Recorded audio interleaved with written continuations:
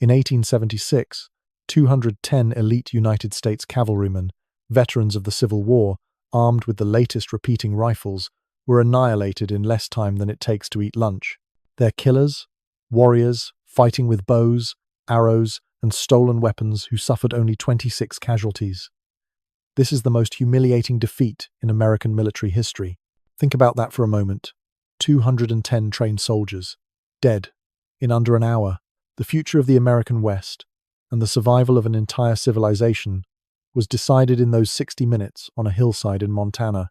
By the end of this video, you'll understand how the most technologically advanced military on Earth was destroyed by warriors they called savages.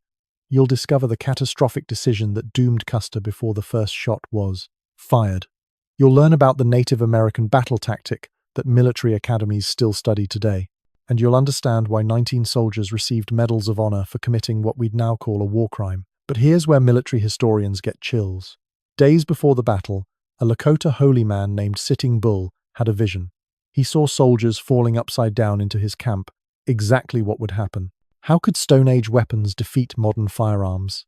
How did 2,000 warriors coordinate a perfect tactical envelopment without radios, written orders, or formal military training? The answer lies in one man's fatal character flaw. George Armstrong Custer and the Lakota warrior Crazy Horse had never met, but their destined collision would leave 210 American soldiers dead in the time it takes, as one Lakota warrior put it, for a hungry man to eat his meal. To understand how America's most decorated Civil War hero became its greatest military embarrassment, we need to go back to where it all began. If you're fascinated by history's most shocking military upsets and want to understand how empires really fall, hit that subscribe button and ring the notification bell, because what I'm about to reveal will change how you see American history forever. Now, let me take you to the blood-soaked grasslands of Montana. The year is 1868, Montana Territory. 3,500 settlers have pushed into the Powder River country, trampling across hunting grounds the Lakota considered sacred for generations. These weren't just random hills and valleys. This was the universe itself to the Plains Indians, where buffalo meant life, and the land held the bones of their ancestors. Enter George Armstrong Custer. They called him the Boy General, the youngest general in the Civil War at just 23 years old. Blonde, flamboyant, and utterly addicted to glory, Custer had charged through the war with a combination of brilliant tactical instinct and insane luck. He'd had 11 horses shot out from under him. Not one bullet touched him. He believed he was destined for greatness, chosen by God to civilize the frontier. But the Lakota weren't some disorganized rabble waiting to be civilized. 20,000 people strong, they were defending not just territory, but their entire way of existence. And they'd already proven cavalry could be beaten. Just 8 years earlier, Red Cloud's War had forced the United States Army to abandon its forts along the Bozeman Trail, the first time America had lost a war. What happened next defied everything they taught at West Point. The Lakota hadn't just won battles, they'd mastered the art of mobile warfare. While American generals studied Napoleon, Lakota warriors perfected tactics that would later inspire guerrilla movements worldwide. They could strike, vanish, and strike again before soldiers could form battle lines. The Bozeman Trail cut through the heart of their world like an infected wound. Every wagon that rolled west meant fewer buffalo. Every mining camp meant poisoned streams. Gold fever had infected the white settlers, and manifest destiny, the belief that God wanted Americans to conquer the continent, crashed headlong into indigenous people who saw the land itself as sacred. By 1876, the government had ordered all hostile Indians onto reservations. Those who refused were to be hunted down by the military. The Industrial Revolution's might, railroads, telegraphs, mass-produced weapons, would crush these primitive peoples. At least, that was the plan. But first, let me tell you what Sitting Bull saw in his vision. During the Sundance ceremony of 1876, the holy man had sliced 50 pieces of flesh from each arm as an offering. In his pain-induced trance, he saw something that made his followers gasp. Soldiers and horses falling upside down into their camp, like grasshoppers tumbling from the sky. These soldiers have no ears, the vision told him. They will die, but you must not take their possessions. Everything changed when that vision spread through the camps. Warriors who might have surrendered now believed victory was prophesied. The stage was set for the collision between industrial might and spiritual warfare, between a glory-obsessed colonel and warriors fighting for their children's future. But everything changed when a Lakota holy man had a vision that would echo through history. The morning of June 22nd, 1876, the 7th Cavalry rode out from Fort Abraham Lincoln, 31 officers, 566 enlisted men, and 40 Crow and Arikara scouts who knew this land like their own heartbeat. Custer's wife, Libby, watched them leave. She later wrote about seeing a mirage that morning, the entire regiment reflected upside down in the sky. An omen she wouldn't understand until too late. Then Custer made the mistake that doomed them all. He refused the Gatling guns, early machine guns that could fire 350 rounds per minute. "They'll slow us down," he said. Speed and glory mattered more than firepower.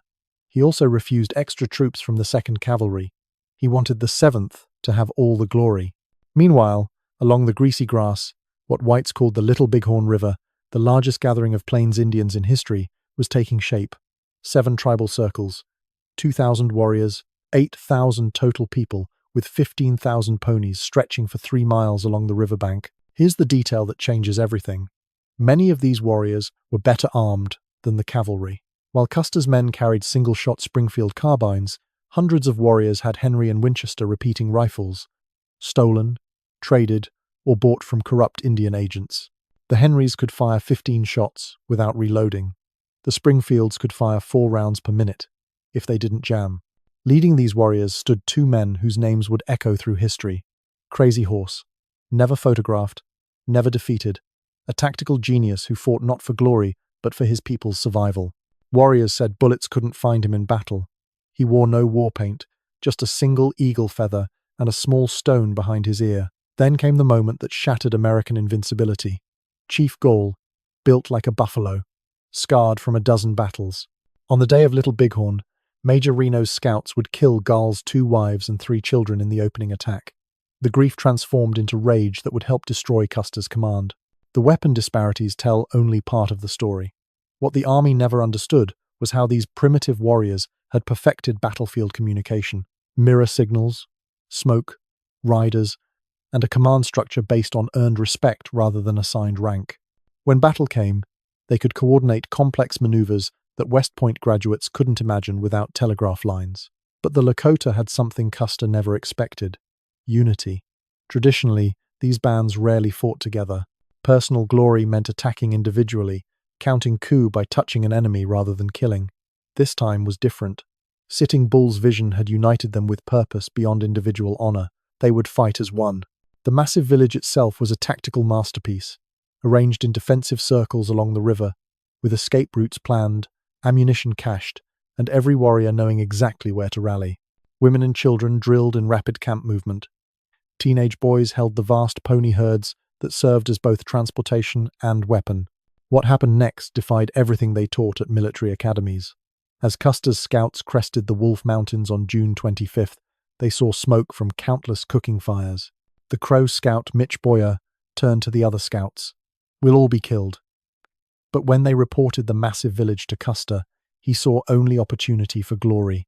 Statistical shock: 2,000 warriors, 26 casualties, 45 minutes. Those numbers were about to be written in blood. The pattern that would doom them was already emerging.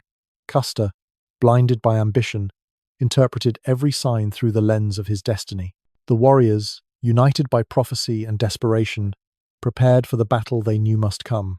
As dawn broke on June 25th, Custer made the decision that would destroy him. 5 o'clock in the morning, June 25th, 1876. Crow scouts at the Wolf Mountain lookout, called the Crow's Nest, stared through the dawn haze. What they saw made their blood run cold. Mitch Boyer, the half-Sioux scout, pointed to what looked like worms crawling across the valley floor. Those weren't worms, they were thousands upon thousands of ponies. The smoke from morning cook fires hung like fog over the largest Native American encampment any of them had ever seen. "Look for the smoke," Boyer told Custer when the general arrived. "The village is huge." But Custer, squinting through his field glasses, saw nothing. His eyes, strained from years of frontier sun, couldn't make out what his scouts saw clearly. "Well, I've got mighty good eyes," he snapped, "and I can't see anything that looks like Indian ponies." But Crazy Horse wasn't done yet. He was already positioning his warriors. This is where brave men started shooting themselves. But not yet. First came Custer's fatal decision: divide his force. Military doctrine screamed against splitting your troops when facing superior numbers. But Custer feared only one thing: that the Indians would scatter before he could attack. He divided the 7th Cavalry into 4 columns. Captain Benteen would scout to the south with 125 men.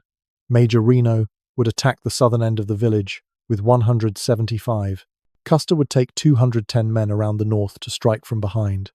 The pack train with extra ammunition would follow slowly behind. Here's where the official story falls apart.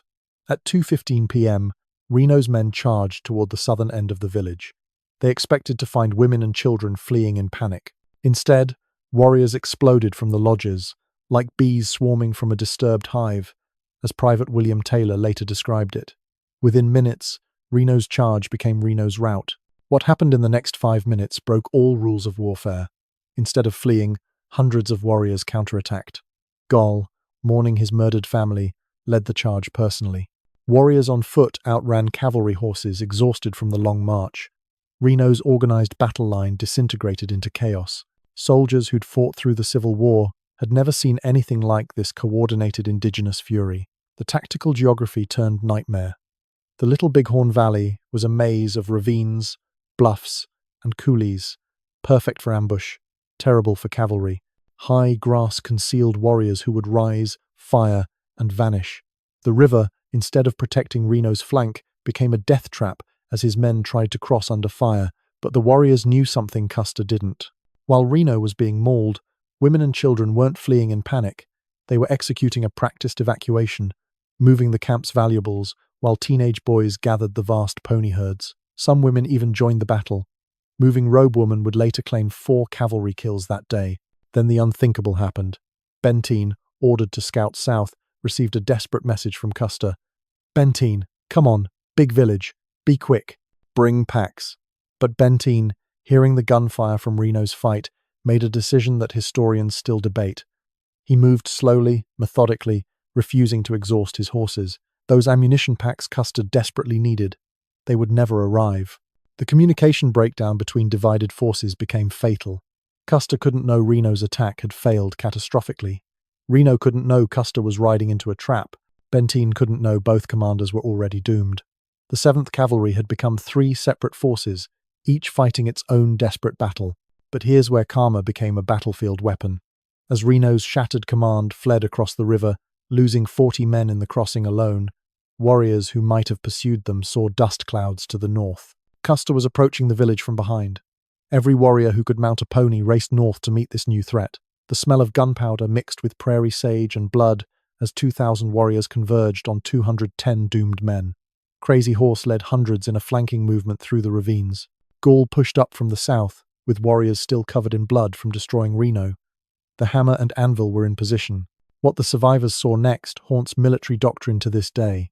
Instead of the disorganized mob Custer expected, he faced a coordinated force executing complex tactical maneuvers. Warriors used the terrain like artists painting death across the Montana hills. They struck, withdrew, struck again, always moving, never presenting the static targets cavalry doctrine demanded. At 3:30 p.m., Custer reached the ridge above the village. What he saw there made his blood freeze. Medicine Trail Coulee, 3:30 p.m. The dust cleared for just a moment, and George Armstrong Custer saw his death approaching.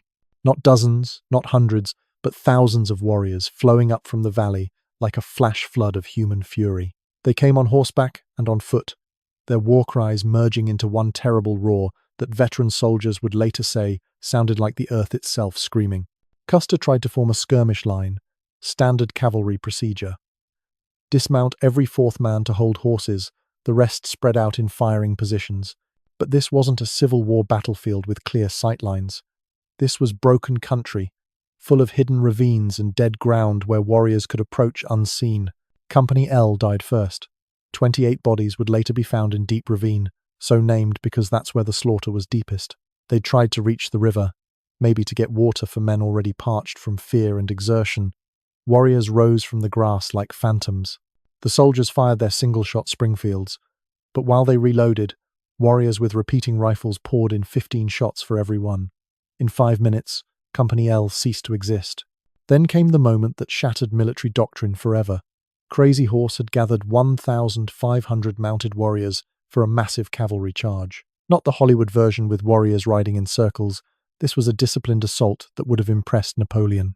They struck Custer's right flank like a sledgehammer, while Gaul's warriors hit from the south. Here's the part they left out of the history books. Individual combat turned into a melee, where Stone Age met Industrial Age in the most visceral way possible. Wooden Leg, a Cheyenne warrior, later described counting coup on living soldiers, touching them with coup sticks even as bullets flew. It was spiritual warfare meeting modern combat, and modern combat was losing. The horse stampede tactic turned Custer's advantage into catastrophe. Warriors deliberately targeted cavalry horses, knowing dismounted soldiers in heavy boots couldn't maneuver in broken terrain. As horses screamed and fell, soldiers found themselves on foot, surrounded, their carbines jamming from overheating and black powder fouling. What came next would haunt America for generations. The ammunition crisis hit hard. Each soldier carried 100 rounds, 50 in cartridge belts, 50 in saddlebags. But the saddlebags were on horses, now dead or stampeded. Men scrambled to pull cartridges from the belts of dead comrades. The Springfield carbines, designed for long-range volley fire, became single-shot clubs in close combat. But wait, the Lakota firepower superiority shocked every military analyst who studied the battle. Conservative estimates say 200 to 300 warriors carried Henry or Winchester repeaters. Some had revolvers. Many had the Springfield rifles captured from other battles.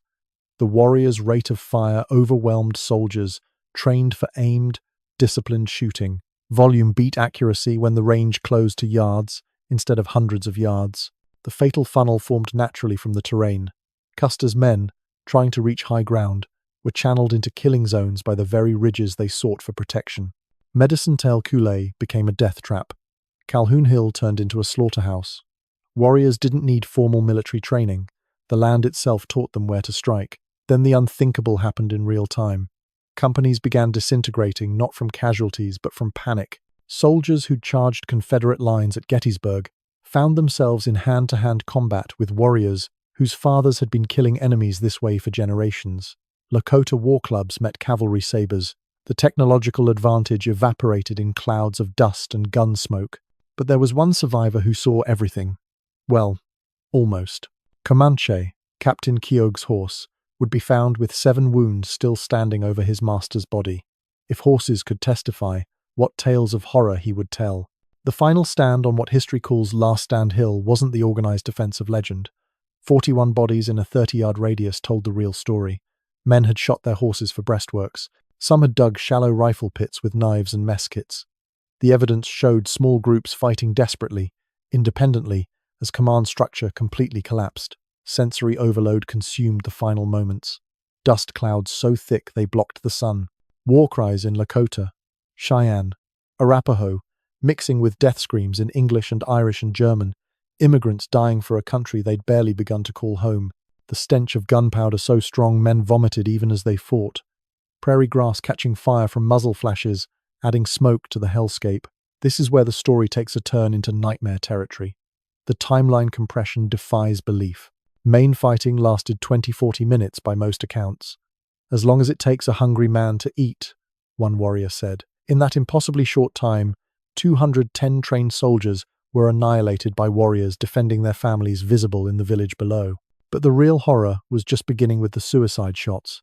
Forensic evidence from the 1980s excavations found several soldiers with powder burns, indicating self-inflicted wounds.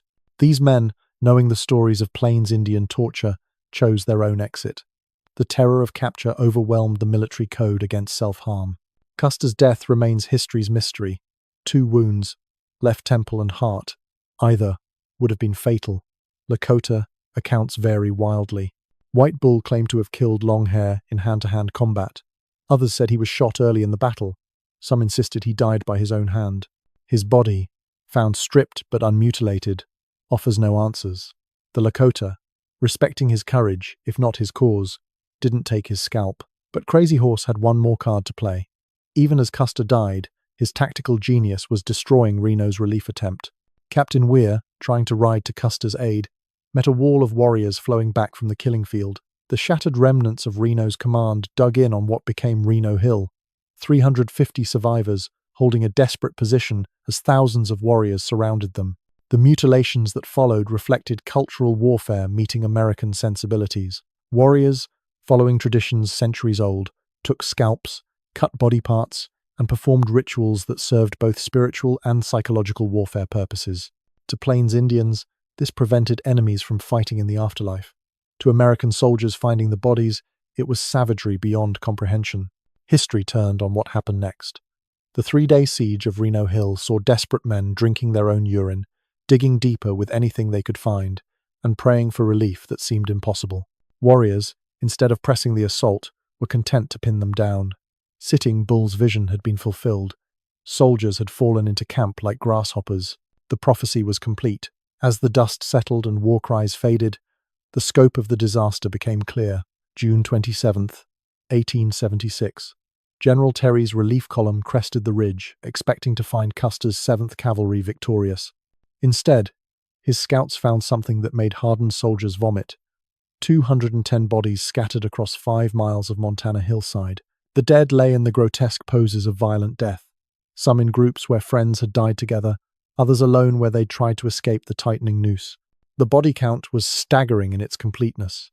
On Custer's field, 210 dead, not wounded, not missing, dead. Every single man who had ridden with Custer to the northern ridges was gone. The only breathing thing found was Comanche, Captain Keogh's claybank gelding, standing despite 7 wounds, 4 bullets, 3 arrow wounds, faithfully guarding his master's mutilated corpse. What happened in the next moments still haunts those hills. Lakota casualties told a different story entirely. Best estimates place their losses at 26 warriors killed outright, perhaps another 24 who died later of wounds. Even if we accept the highest estimates, 100 total casualties, the kill ratio was devastating. 8 soldiers for every warrior. In military terms, this wasn't a battle. It was an execution. Private Thomas Coleman of Terry's column later wrote, "The first body I saw was stripped naked and had been scalped. The head was crushed flat, the legs were spread apart, and a picket pin had been driven through the man's testicles into the ground. This was spiritual warfare, preventing the enemy from reproducing in the afterlife, staking them to prevent their spirits from wandering. Custer's dead? The whole command?" Terry's disbelief echoed through the ranks. In an era when American military superiority was considered God-given, the idea that Indians had annihilated an entire cavalry battalion was literally unthinkable. Officers kept demanding recounts, certain the scouts were wrong. Meanwhile, at Reno Hill, 350 survivors endured their 3rd day of siege. They dug rifle pits with knives, mess plates, anything that could move dirt. The wounded lay in agony without water under the June sun. Soldiers sucked pebbles to generate saliva. Some drank their horses' blood. When warriors finally withdrew on June 26th, the survivors thought it was a trick. But the warriors weren't fleeing. They were executing a strategic withdrawal that would have impressed any military academy. The massive village, 8,000 people strong, dissolved like morning mist. Sitting Bull's leadership held even in victory. The prophecy had promised victory if they didn't take spoils, and most obeyed, leaving weapons and valuables that could have equipped warriors for years. The native victory celebration was brief but intense. Warriors who had counted coup painted their deeds on their lodges. Women whose men had survived sang honor songs. But the wise ones knew this victory was also a death sentence. Kill 210 soldiers, and the Americans would send 2,100, then 21,000. The mathematics of genocide were simple. Here's where the story takes its darkest turn. The burial detail found things that changed how America saw warfare. Soldiers had been tortured, some while alive, others after death. Heads placed on poles, hearts cut out, bodies bristling with so many arrows they looked like porcupines. Each mutilation had meaning in Plains Indian culture, but to Victorian Americans, it was barbarism incarnate. Women and children from the village had participated, identifying dead relatives among Reno's losses and taking revenge. One woman was seen pounding a soldier's head with a stone hammer. Another used a sewing awl to puncture eardrums, fulfilling Sitting Bull's prophecy that these soldiers had no ears to hear warnings. Then came the battlefield tokens that told individual stories. Scalps, yes, but also coup feathers marking first touch on enemies, weapons taken as trophies, and personal items that would become sacred objects. One warrior took Custer's buckskin jacket. Another claimed Tom Custer's Medal of Honor. These weren't just spoils, They were spiritual transfers of power. What the burial party found changed everything about how the army would fight Indians. Mass graves were impossible in the hard prairie earth with only shovels and picks. Bodies were covered with sagebrush and thin layers of dirt. Shallow graves that wouldn't last the winter. Coyotes and wolves would scatter the bones, adding insult to catastrophe. Sitting Bull's prophecy had been fulfilled with terrible precision. Soldiers had fallen upside down into camp. The vision's power rippled through every native band from Canada to Mexico. If the spirits had spoken true once, perhaps they would again. Resistance, seemingly futile weeks before, now seemed ordained by the divine. The American press reaction split between massacre and battle. Eastern newspapers howled for revenge against savages. Western papers, knowing the provocations, were more nuanced, but nuance doesn't sell papers or justify appropriations. The narrative solidified. Brave soldiers murdered by bloodthirsty Indians. The truth, that this was a military defeat in a war of American aggression, disappeared beneath demands for vengeance. But the warriors' greatest victory would become their death warrant. Within 6 months of Little Bighorn, Congress appropriated funds for the largest military campaign in frontier history. 5,000 fresh troops flooded the plains. The mathematics were relentless. For every warrior who had fought at Little Bighorn, 2 soldiers now hunted their families. The victory, that should have proven native military capability, instead justified total war against hostiles. Within 1 year, the Free Plains Indians were effectively destroyed. Crazy Horse, the tactical genius who had orchestrated Custer's doom, surrendered in May 1877. 4 months later, he was bayoneted while trying to escape at Fort Robinson. Sitting Bull fled to Canada, but hunger drove him back. By 1881, the holy man whose vision had prophesied victory was performing in Buffalo Bill's Wild West show. The final insult came at Wounded Knee in 1890. The 7th Cavalry, Custer's regiment, rebuilt and thirsting for revenge, surrounded a band of Lakota ghost dancers. When smoke cleared, 300 Lakota lay dead, including 200 women and children, bodies frozen in the snow, infants still at their dead mothers' breasts. The soldiers used Hotchkiss guns, the modern artillery Custer had rejected, to turn a disarmament into a massacre. 19 medals of honor were awarded for Wounded Knee, America's highest decoration for valor, given for murdering women and children. The same medal Tom Custer had won twice in the Civil War now rewarded genocide. The bitter irony wasn't lost on Lakota survivors, medals for massacre, but no recognition that their warriors had defeated America's best in fair combat. The Custer mythology began immediately. Defeat transformed into martyrdom. The vain glory seeker became a tragic hero. His disobedience of orders, rejection of Gatling guns, and division of forces vanished from popular memory. What remained was the painting, golden-haired Custer, making a final stand against overwhelming savages. That image sold newspapers, justified appropriations, and eased consciences. From the native perspective, Little Bighorn was a temporary victory in an existential war they could never win. They had proven military superiority meant nothing against demographic inevitability. Kill 1 soldier, face 10. Destroy 1 regiment, face an army. The very completeness of their victory ensured massive retaliation. Modern military academies study Little Bighorn as a masterclass in mobile warfare, intelligence gathering, and terrain exploitation. Crazy Horse's double envelopment preceded similar tactics in World War I by 40 years.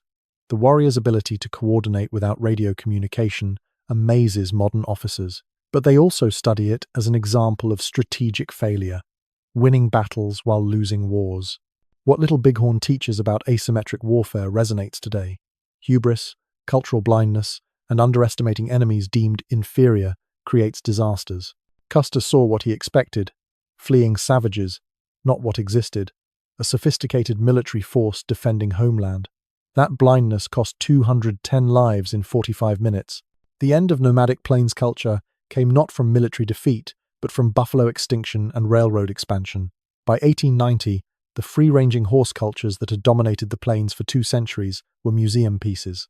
Their children were in boarding schools being civilized.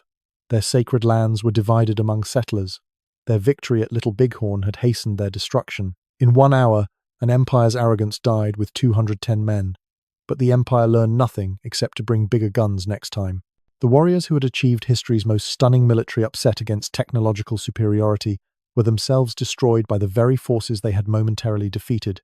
industrial civilization's inexorable advance. Across lands it claimed by divine right. What echoes from those Montana hills isn't glory or tragedy. It's the eternal human truth that hubris invites catastrophe, that courage can't stop demographics, and that in the clash of civilizations, winning battles means nothing if you lose the war.